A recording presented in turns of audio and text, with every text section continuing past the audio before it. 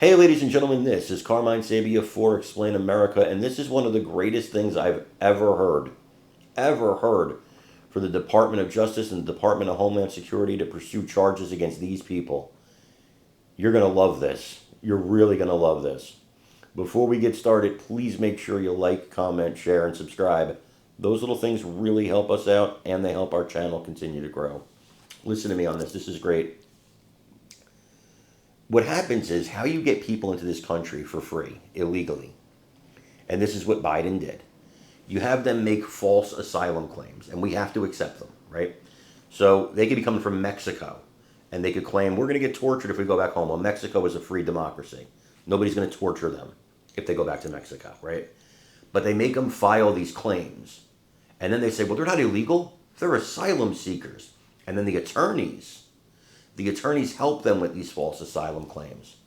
Well, those days are over, because now the Department of Justice and the Department of Homeland Security, they're not just going after the asylum seekers who made false reports. They're going after the attorneys who helped them make the false reports, with fines, with lawsuits, and yes, with criminal charges. And it couldn't happen, honestly, to a better group of people than shady attorneys lying to the federal government to bring illegal aliens into this country through a loophole in the system. Couldn't happen to a better group of people.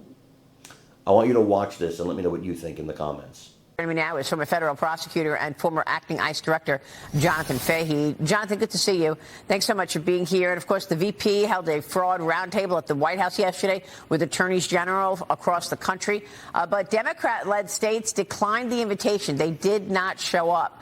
Tell us what's going on in terms of these fraud cases with regard to illegal aliens. What are they doing? Yeah, what they're doing is essentially a continuation of what they did under the Biden administration, because one of the tricks that the Biden administration used to bring in so many illegal aliens was claim that they're asylum seekers and implicitly encourage them to falsely claim asylum so they could come into the country with the understanding that they would basically get to stay. But what they're doing is asserting that they have a legitimate fear of torture and persecution back in their home country, and if they get sent back, they'll be tortured or persecuted. And they're doing this in many cases falsely and with the aid of attorneys that are helping them. So what DHS is doing is not only cracking down on the fraudulent asylum seekers, but also the attorneys that are aiding them in these claims. And there's a statute under their book that allows them to go after this, not just criminally, but civilly, which in many ways is a greater deterrent because they could do it more broadly by sending notices and fining people. So this is going to be a tremendous deterrent, as well as holding people accountable, because we don't want to ever go back to what was going on during the Biden administration, which basically, I mean, that was their scheme, was to encourage false asylum claims. But all these people that did so, one, need to be held accountable, and anyone that helped them does too. And this never needs to happen again. And also, they need to get sent home.